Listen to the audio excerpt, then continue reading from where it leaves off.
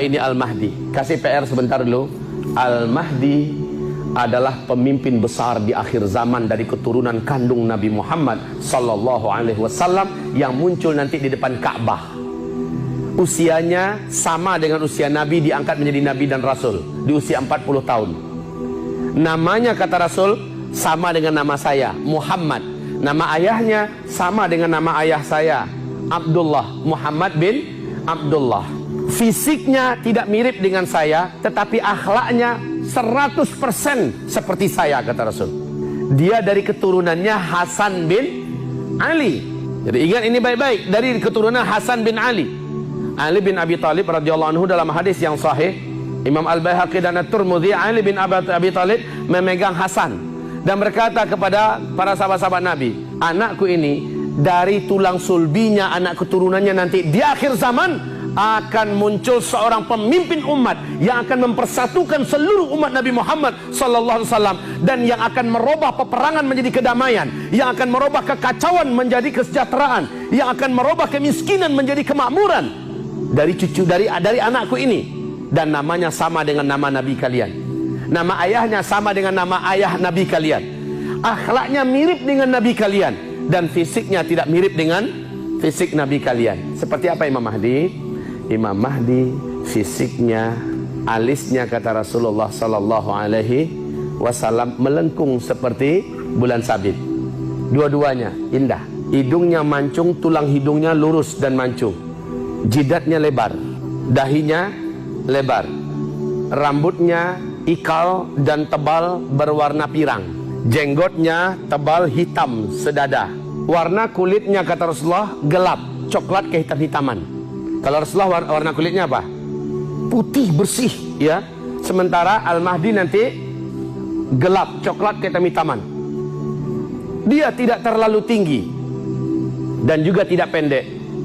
Dadanya bidang, bulu dadanya lembut dan halus. Bibir atas dengan bibir bawahnya sama tebalnya. Giginya kata Rasulullah tidak ada yang maju ke depan, tidak ada yang mundur ke belakang. Jarak satu gigi dengan gigi yang lain dapat dimasukkan sehelai benang. Dan dia tidak lancar, tidak fasih melafazkan huruf ro, cadel gitu ya. Dan Rasulullah mengatakan nanti dia dibaiat di depan Ka'bah antara rukun Hajar Aswad dengan Maqam Ibrahim. Saat itu dia sedang melaksanakan tawaf. Maka dia ditangkap oleh orang-orang beriman dan para ulama yang ada ketika itu, sejumlah 300 orang, lalu dipaksa untuk mau dibaiat, dan dia menolak dan mengatakan, saya bukan orangnya, kalian salah tangkap orang, bukan saya orangnya, saya bukan Al-Mahdi. Nah, jadi yang ngaku-ngaku Al-Mahdi sekarang beda habis ya. Saya adalah Al-Mahdi, ayo baiat dengan saya, satu kali baiat sekian rupiah, nomor rekening mulai dibagi-bagi. Al-Mahdi yang sesungguhnya malah tidak mau, malah mencoba menampik. Imam Mahdi bukanlah sebuah nama, melainkan sebuah gelar, yang mana imam berarti pemimpin dan Mahdi berarti orang yang memperoleh petunjuk. Jadi beliau adalah seseorang yang baik agamanya dan menjadi pemimpin bagi umat muslim di akhir zaman. Sudah banyak dijelaskan di dalam hadis tentang tanda-tanda kemunculan Imam Mahdi di akhir zaman kelak, dan berikut ini kami sampaikan untuk Anda.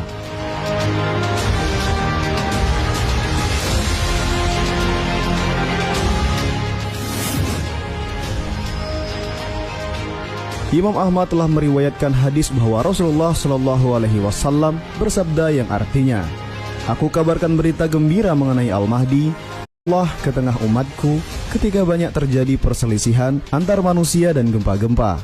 Ia akan penuhi bumi dengan keadilan dan kejujuran sebagaimana sebelumnya dipenuhi dengan kesewenang-wenangan dan kezaliman. Hadis riwayat Ahmad. Hadis di atas menjelaskan bahwa kelak akan tiba dunia sudah semakin tua. Keadaan manusia serakah sudah menguasai alam semesta. Sifat memanusiakan manusia sudah sirna, dan yang ada hanyalah egois dan saling membunuh. Siapa yang kuat berarti dia yang menguasai, yang kaya akan semakin kaya, dan yang miskin akan semakin miskin.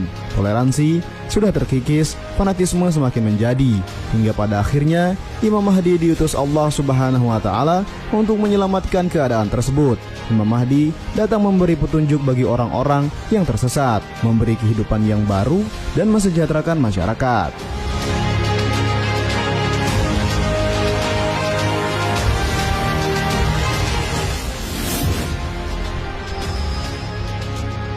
kedatangan Imam Mahdi akan membawa harta kekayaan yang berlimpah.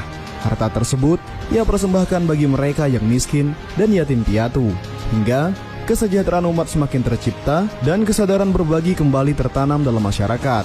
Sebagaimana Imam Muslim meriwayatkan hadis yang artinya, pada akhir zaman akan muncul seorang khalifah yang berasal dari umatku, yang akan melimpahkan harta kekayaan selimpah-limpahnya, dan ia sama sekali tidak akan menghitung-hitungnya. Hadis riwayat Muslim dan Ahmad.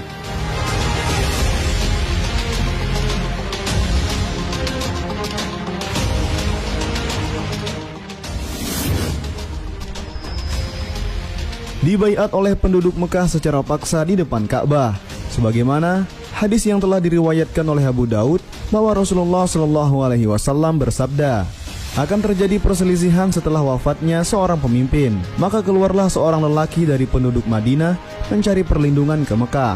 Lalu datanglah kepada lelaki ini beberapa orang dari penduduk Mekah.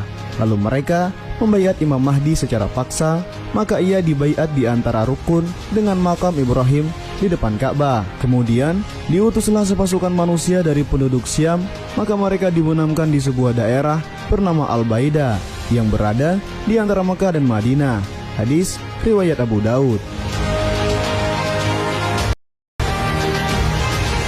Hadis di atas menceritakan bahwa kelak pada masanya Imam Mahdi membawa dampak signifikan bagi penduduk Arab.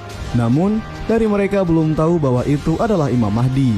Karena perannya yang begitu kuat, dari masyarakat membuat kesepakatan untuk membaiat Imam Mahdi menjadi khalifah Islam. Masyarakat bersatu padu mengikuti aliran yang telah beliau perjuangkan, yakni Islam rahmatan lil alamin.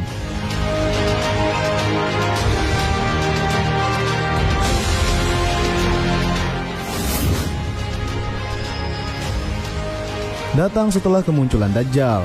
Dalam beberapa hadis yang diriwayatkan oleh para sahabat menceritakan bahwa Imam Mahdi muncul setelah Dajjal menyebarkan fitnah di seluruh dunia. Pada saat itu, dunia semakin parah. Beberapa orang beriman berdoa kepada Allah Subhanahu wa Ta'ala, mengharapkan menurunkan seseorang yang menjadi penyelamat bagi diri mereka. Para orang beriman ingin menjadi seseorang yang tetap di jalannya dan tidak tergoda oleh kekuatan yang diberikan Dajjal.